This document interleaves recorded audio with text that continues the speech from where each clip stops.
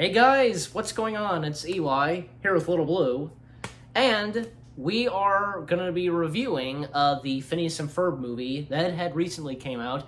Phineas and Ferb, the movie, Candace Against the Universe. And, yeah, what do we think of it? It was Phineas and Ferb.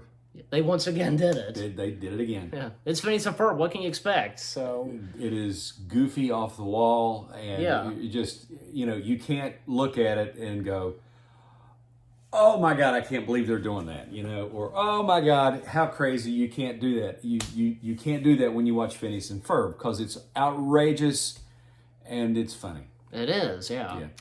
I mean, like we have, of course, I think many of us, we loved Phineas and Ferb, Oh yeah. And because the last movie they did, The Second Dimension. Mm-hmm. So that was good. And now this time they got another movie, and which being on Disney Plus. So right.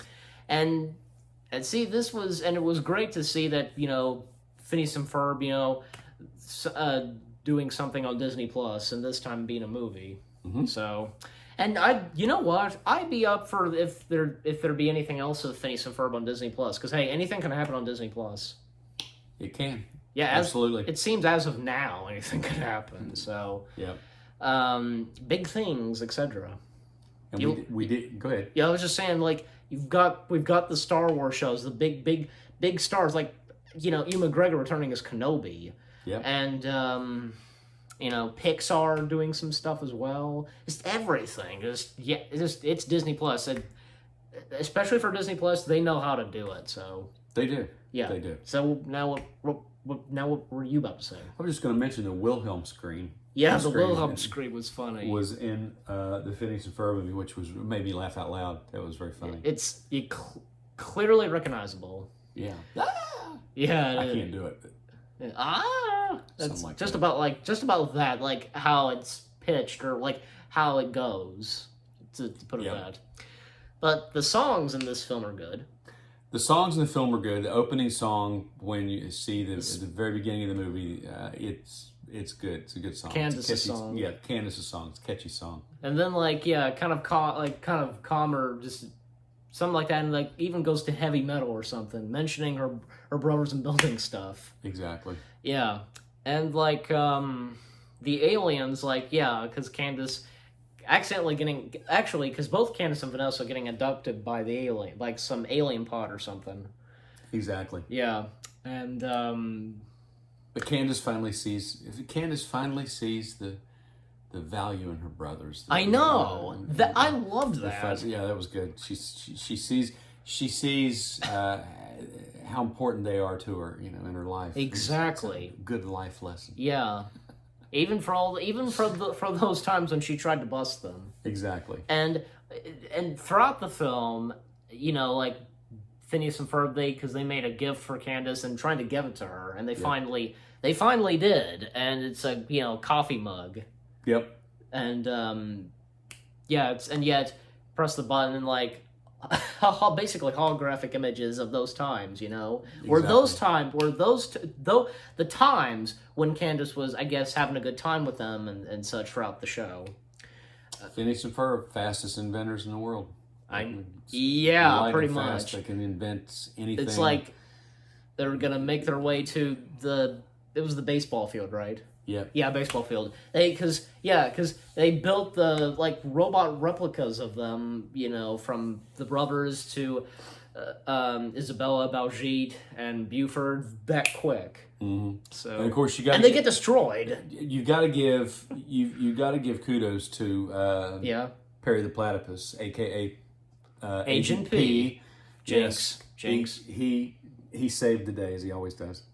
Yeah, saved part of the day anyway. Yeah, he did. I think most of it was at the end actually it was Candace turned out to be the hero. Yeah, of course. So, but without giving too much away, he does save them. He does save them from an asteroid field when they're flying through space. What? Phineas and Ferb in space? Yes, they actually did it.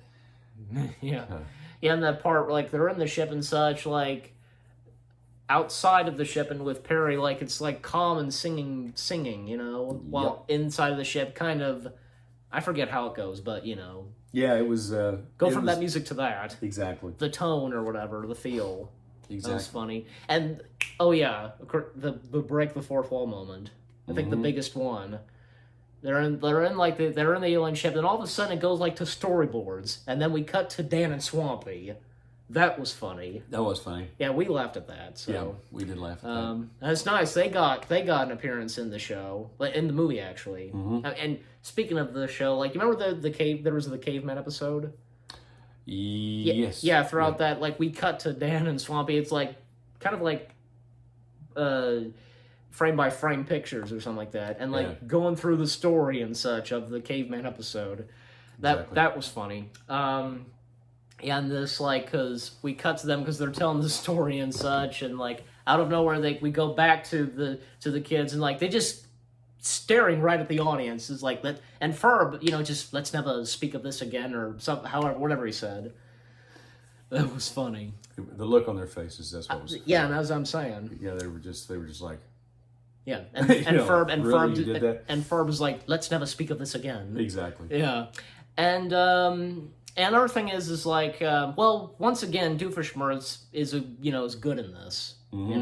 It's like, okay, in the show itself, and even in the last movie, like, Doof is not really all that bad. He tries to be, but he has heart. Exactly. Yeah, so just kind of a quick pause for you, but yeah, thinking, and as I was talking, so exactly. But also, the mid-credit scene was funny too. The dad making an appearance. Yeah, I was kind of wondering, like, where was he? Like, we haven't seen him, and now we see him right at the end of the movie. Well, in the mid-credit scene, that is. Exactly. I think he has like one or two lines, just like, I have no idea, because Mother comes in. What happened to you? He's like, I have no idea. He goes through like Phineas and Ferb's, like portal machine or whatever. Yeah, the portal they made. And Doofenshmirtz is Evil Incorporated, because earlier in the film it burst into flames or something. I guess after they took off in the rocket. Yeah, exactly. And we'll tell the whole movie. Yeah. Well, this is coming out later as we're filming this, But yeah, so and the music was good, of course. Like, the music sounds good. Yeah. And the aliens were good too. Yes. And I think I'm pretty sure, like, it even had some. Yes, it did. It had some emotions to it. It did. It had some emotions, especially with Candace and Phineas and Ferb, their relationship. Exactly. Yeah. Yeah. I know that Phineas and Ferb has had those before, actually. Mm-hmm. Yeah, I remember.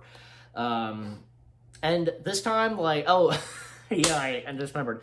Perry did not get noticed or busted as, like, discovered being as that he's an agent.